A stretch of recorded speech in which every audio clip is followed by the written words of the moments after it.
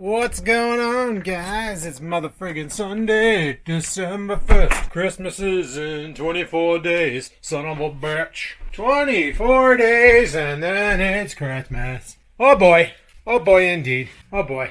Anyway, I got up, let the dog out. Currently 1:13 in the afternoon because somebody slept until noon because somebody was up late last night. Somebody with me. Anyway, today's battle plan, we gotta do meal prep. I know you guys love those videos, meal prep videos. Yay! Cooking in a dirty kitchen! Woo! And then I want to do some stuff on my network. Right now my network is kind of kife, my home network, mainly because my LAN is on one subnet and my Wi-Fi is on another. So the TV downstairs, for instance, is hooked up to a laptop that's hooked up to wireless AC, and it's not running the best because it can't see my network shares up here, so I can't stream movies. And to prove that this was a problem, because at first I was like, what's going on? And I forgot that this is how I had it set up, was I enabled the Wi-Fi on my computer, my file sharing computer, logged into the Wi-Fi, and all of a sudden now the shares show up, and I was like, oh boy, here we go. This is the issue. Great. And then I realized the Wi-Fi LAN was, you know how you get the 192.168.1 or .0? Well, my LAN was like 192.168.2, and my Wi-Fi is 192.168.196 dot whatever. That's not gonna work. That's really not gonna work well. So they can't see each other. So that explains why, because I wanted to cast Spotify from my PC instead of from my phone to the downstairs or to any of the speakers in the house, and it wasn't casting. And then when I logged in with my laptop on Spotify and Wi-Fi, I was able to do it. And for the longest time I couldn't figure out why, because I never paid attention. So I want to try and join the networks together, and I have an idea on how I'm going to do that. Whether or not it's going to work, that's another story. But I want to give her a go. Anyway, I made some breakfast tornadoes. Well, lunch tornadoes. So I'm going to drive those in my face right now. And then we'll get this party started with meal prep. And then we'll worry about the network. And then go from there. Alright? Alright. Peace. Alright. Let's go downstairs. I got a garbage bag started here. And empty out the trash in the living room. Grab that blender and that toaster. Trash it like I said. And we're going to get some meal prep going. Grab the old frying pan here. This thing has come up awesome for this job of meal prep. Friggin' love it. Let's get this thing preheated. Medium. And let's grab this toaster that we no longer use. Oh my god, did you see that? It's raining toast. Alright, so the battle plan is to do something like what we did last time. We're going to cut up some veg. Got some zooks here. We got some celery here. We got some radishes here. We got some cauliflower here. We got some chopping broccoli here. We got some peppers here. Then the ground beef. We're going to basically chop it all up, cook it all up, make like a stir fry. Ground chicken. It's Life Smart lean ground chicken by that Irresistibles brand. Extra lean ground chicken. Macros on this: 10 grams of fat, 18 grams of protein. I dig it. Alright, got the ground chicken in the guy cooking up. Thought I left a tripod down here, and I didn't. So there goes any cutting montages.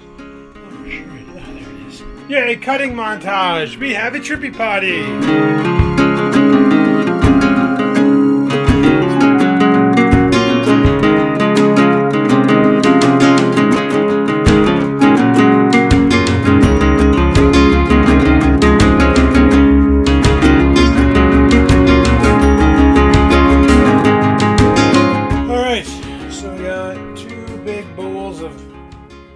Veg that need to be cleaned. Got one with squash or zucchini and other stuff in, and then we got another one with celery. Sorry, man, I wish this pan was flat. Probably was at one point. But we got the chicken over here, totally cooking up. I could probably even reduce the heat on this because I'm nowhere near ready, because my next battle plan is to bust out the food processor and blast that broccoli and cauliflower and completely make it into like pulp. Like I'm gonna rice it all up. Yeah, this turned out really good, this chicken. Look, it almost looks like real chicken. Well, it is real chicken, it's just ground chicken. And it was funny because there's an actual study on protein synthesis in the body that I ended up reading the other day. Because I was curious about, you know, when you eat food, how much protein is wasted. Basically, how much your body can absorb at any given time. And if it can't absorb it, what happens? And there's a lot of interesting stuff on that. All right, we got the food shredder set up. So, oh, there's the lid. I'm like pulling at this part here, looking for the lid, and it's right there. Okay, I'm gonna set you guys back up, and let's shred some broccoli and cauli.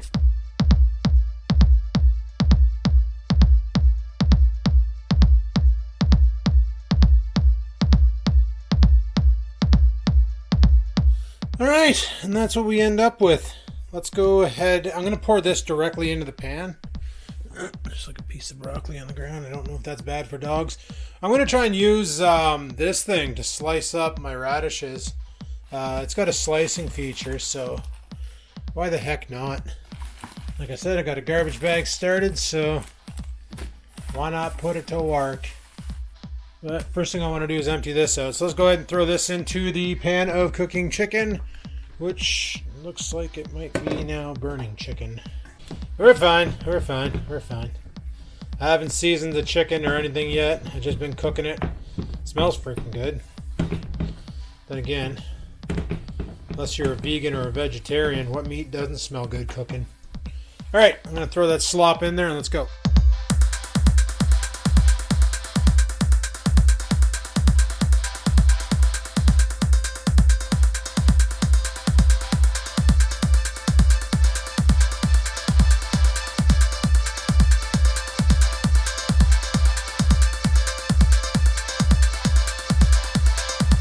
Alrighty, I got everything in the frying pan now. I washed all the veg. And now I just need to stir it up, which I'm going to need two hands because this thing here, for some reason, the center is pushed out. So it rocks side to side and I need to grab the handle. I'm going to mix this all up and then we're going to season it. Alright, so my plan for this is I'm going to let it sit covered on 3. See if I can cover it. Holy crap, there's a lot in there, boys. And you know what? That food processor did such a good job that I think the next time around for meal prep, I'm going to make Monster Mash. One of the YouTube channels I follow for working out and nutrition, the guy was talking about this stuff he makes called Monster Mash. And literally what it is just a bunch of vegetables and meat all processed together. And then he cooks it in an Instant Pot.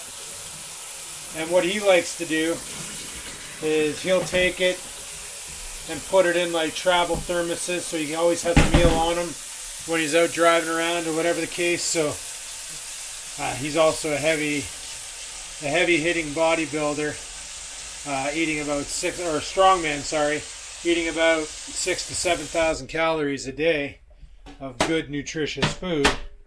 Must be nice to afford to be able to eat like that, let me tell you. Alright, I've already gone ahead and chopped up my pepperonis and cheese. And those are done. I'm just letting this, I don't know what to call it. Like, I really don't know what to call this. It's just a mess of vegetables and a little bit of meat. It's going to be super lean though, next to no fat. Because that's my plan right now, is I want to lean out a bit more. See, that's what I was talking about with the whole protein thing. There was an experiment done on a group of 20 test subjects. 10 of them were on a caloric overload. So they were burning about 3,000 calories a day. So 10 people were taking in 3,500 calories a day. And 10 people were taking in 2,500 calories a day. So one was in a surplus, one was in a deficit. And the only difference they did was both of them were eating 300 grams of 250 grams of protein.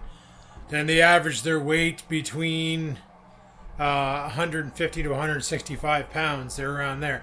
So they were all taking in 250 grams of protein, and they had to work out for 30 minutes a day for 30 days. And what they realized, see, a lot of the people think in order to get big and strong and build muscles, you have to eat over your caloric, your daily maintenance. So let's say your daily maintenance is 2,500. You have to eat over that and get a lot of protein in order to build muscle on your body. Turns out that is not the case. Turns out you can eat under, be in a deficit, and still build muscle.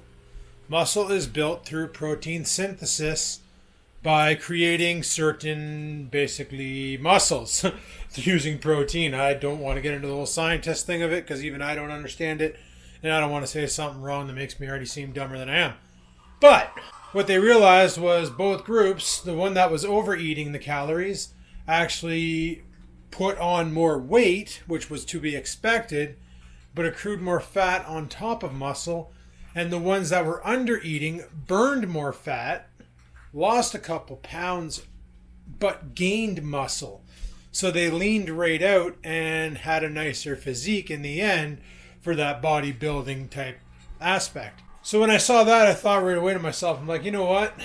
Here I was killing myself daily, trying to get over, because I burn about 3,200 to 3,400 calories a day, especially on days when I go heavy workout. Like yesterday, I burned 3,700 calories. This past summer, when I was out there working in the backyard, I was burning 4,000 to 5,000 calories a day, just giving her out there for like 5-6 hours straight. So on days like that, the amount of food I'd have to eat would be ridiculous. And the problem is I'm not really that hungry of a guy anymore. I don't get the snacky attitude like I used to. Like back in the day, guys, holy, I'd be sitting at my desk craving potato chips, chocolate bars, whatever I could get my hands on. Now it's like, I had those tornadoes earlier just because I wanted the fat and protein from it. And I wanted to get rid of them because they've been up there for a little bit. But I didn't need that. I'm perfectly okay. So that's why now what I'm doing is I'm adding more vegetables in. I'm still keeping her keto. Like the thing is all these vegetables I use, the radishes, the celery, the peppers, they all have beneficial factors that are going to help me out in the long run. And the lean chicken, yeah, it's lower in fat than protein, but that's what I'm aiming for, lower in fat than protein. I'm basically cutting back to my old diet that I used back when I was 22 in the gym and got some amazing results from. High protein, moderate fat, low carbs.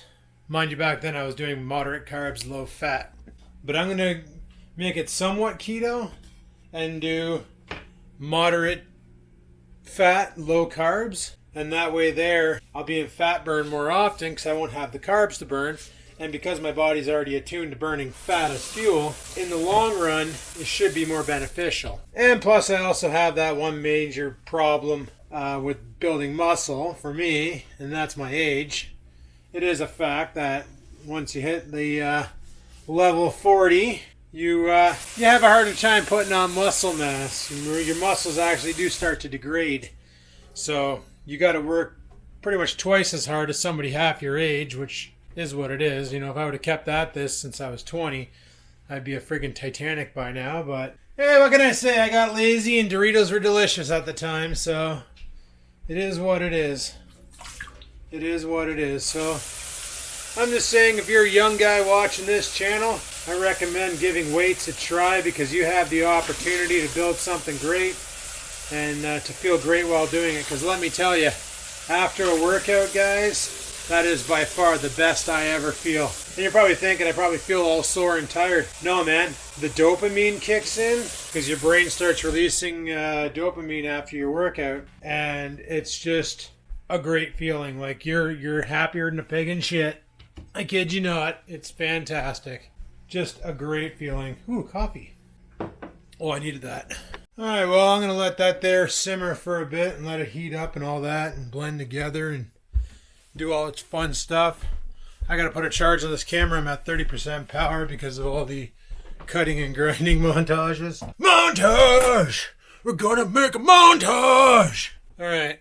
Oh, and I want to drink my coffee. So let's also do that. Okay. All right, guys. I just got done doing a freaking awesome workout. Before that, I divvied up the food into the containers. Oh man, these stairs suck right now. I did legs and I upped the weight on the guy. I'm back up to 100 pounds, well 135 plus the bar. And I did 20 reps, 10 sets of 135 pounds, to the point where on the last couple sets, oh, my legs were just burning. But man, afterwards the pump, I couldn't walk. Anyway, I made myself a steak and some broccoli. Gotta weigh the steak. I'm literally back into square one of where I was last year, where I weigh everything I eat. No more guesstimations and no more using the package weight, because that's always wrong. So that's a 256 gram steak. See, in the package said it was 410 grams. That was raw styrofoam and the little tampon packaging they put in it. 256 grams. From what they were trying to say was 400 grams. Sons of bitches. So they get you, man. They charge you for the packaging. And I also made some cauliflower, 2 cups worth. We'll salt and pepper that and drive it in our face. And there be my dinner. Steak and cauliflower. So I'm going to go drive this in my face and then try and figure out how I'm going to fix this networking issue. I wish I had a programmable switch. That would make life a lot easier. Then I can just program in the 2 subnets and get it over with. But I don't have that technology. Got to make do with what I have. Make it work for what I want to do. So we'll figure it out. I have a couple ideas. They probably won't work. Alright guys, before I do anything with the networking, I want to take a rip over to Walmart because I want to pick up some more creatine. I was going to go to Popeyes for that, but they're closed. They closed at 5 today. And Walmart sells it for $12.97, and creatine monohydrate is creatine monohydrate, no matter how you look at it. Just check the ingredients and make sure that's all it contains, and you should be fine. Alright, we're back from Walmart. And I bought some stuff. Got my creatine monohydrate. This stuff here is 80 servings at 5 grams of creatine monohydrate. And the only ingredient is creatine monohydrate, which is perfect. That's what you want. You don't want to get a creatine where there's extra junk in it because you don't need that. I also bought one of these travel pill containers for literally Sunday to Saturday. $3.97. Can't go wrong. And last but not least, having a shower, I realized I'm out of shower soap. I used the last of it. They had this crap on sale for $3.97, so I bought this too. So now I can smell good, and I can bring my supplements with me to work. Yay. Alright, let's go see if these horse pills will actually fit this container. That was my big concern, because I got to take 3 of them every day at lunch. Fun times, fun times, fun times, oh yeah. Like a glove. Well guys, I really don't feel like redoing my network today, so I'll probably end up doing that later on another video because I just don't care. I just don't care. I'm just like, whatever, I'll freaking figure this out later on. Besides, I got a mess behind me that you can't see that I got to deal with before I even consider doing the networking. Anyway. On that note, I'm going to shut her down here, boys. Thanks for watching. Hopefully you enjoyed the video. If you did, click that like button. Any questions, comments, concerns, down below they go. And until next time, people, peace the frig out.